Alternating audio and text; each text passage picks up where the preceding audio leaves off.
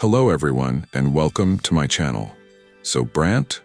Unarguably one of the coolest characters in the game, some people are hesitant to pull him because of some so-called issues in his kit.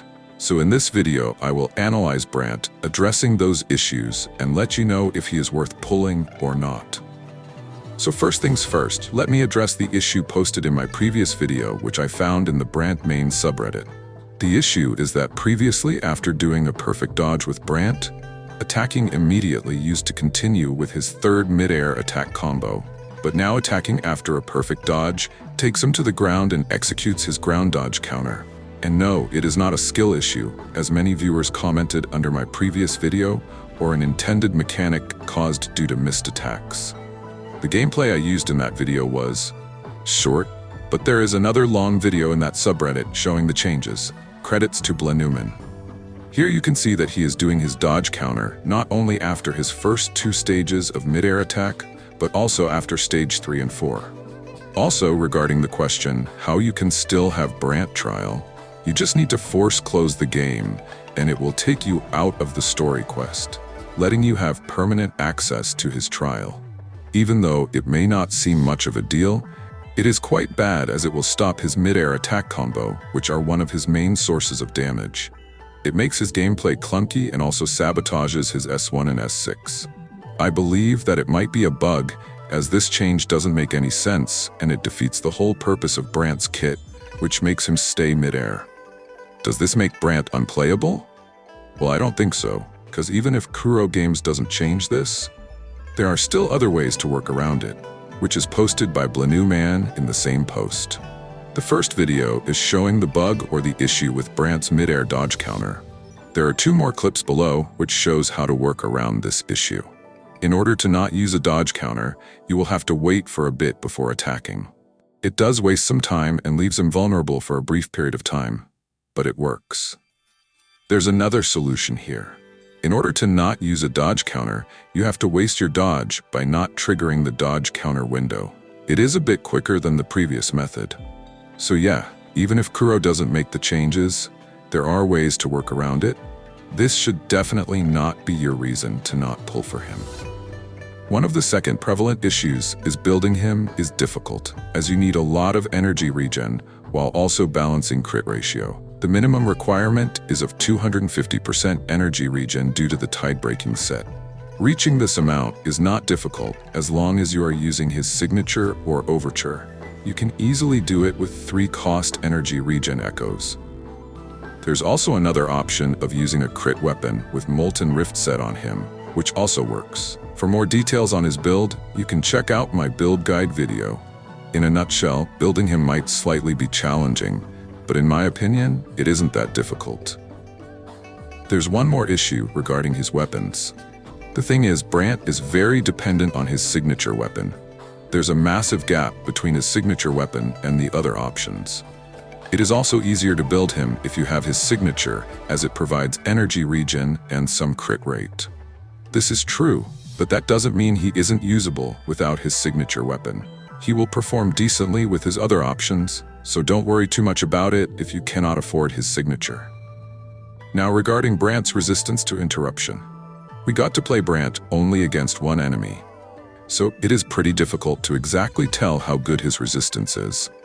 But against that enemy, his resistance was very bad, so for now don't rely on his inherent skill too much that increases his resistance to interruption. But Brant can do dodge after every stage of his mid-air attack, so if you time it correctly, you can keep him alive with no problem.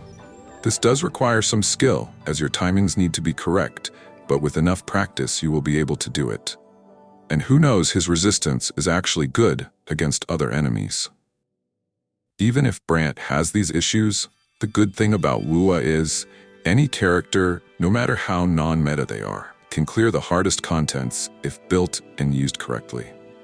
So for Brant, who is a limited 5-star character, you don't need to worry. Kuro won't make him useless at all, because almost all the limited 5-star characters are in the meta. Even the first limited character is still in meta, who got even better with the Wuthering Waves. Well, that was all about his issue. Now, let's talk about his kit. Brant is a very flexible character. If you look at his kit, it screams that he can be used in multiple roles. Yes, even as a main DPS. His forte attack has some insane multipliers, as you can see. Even at level 1, it's massive. And if you take it to level 10, it gets as big as this. And since you will be building basic attack damage bonus on Brant, he will also deal some good damage from his mid-air attacks. One more plus side of benefiting from basic attack damage bonus is that his best teammate now becomes Wuwa, the queen of sub-DPS characters. He will be able to fully benefit from her kit. Since she has very fast rotations, the preparation phase of this team will be extremely short. For more details on his teams, you can check out my complete team building guide.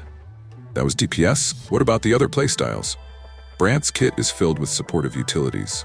He can give 20% fusion damage and 25% resonance skill damage amplification from his outrow, which makes him usable as a sub-DPS for fusion characters, or characters that deal resonance skill damage. For example, Chixia, Carlotta.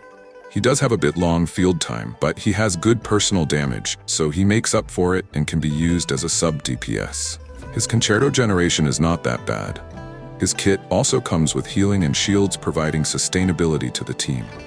This lets you use him as a sustained support with more offensive playstyle, so you can easily run a triple DPS comp with him. If you are thinking Brant is bad, unplayable, or something like that, then stop thinking. Brant is going to be fine. Kuro Games has a history of making their limited 5-star characters, even the free one, extremely good. His dodge counter bug has a high chance of getting fixed. You can send them a feedback if you want regarding it. You can check out my previous video for a reference on what to write in the feedback. But as I said earlier, the dodge issue can be worked around, and the other issues are not really that big of a deal. You just need to be consistent in farming and practice him a lot. Are you saying that you cannot find any cool Wuthering Waves merches? Then don't worry, TTA Aesthetic got you covered. Not only Wuthering Waves, but also Genshin Impact, anime, and various different fandoms. From stylish clothes to epic accessories, shoes, bags, and more, with the best quality, TTA Aesthetic has your fandom covered. Shop now and wear your passion. Use the link in description or pinned comments and use my code 12th for extra 10% discount on any product you want. So overall, Brant is going to be extremely valuable for your account. No doubt about that. Being able to multi-role is already so good. Not to mention his really cool design, unique animations, and big cake. For his pull value, as much as I want to give him 5 out of 5 stars, I will leave it at 4 or somewhere between 3.5 because he hasn't been officially released yet, so we need more information and he does require some skills to be played. But I can assure you that you won't regret having him in your account. Let me know in the comments. What do you think about Brant?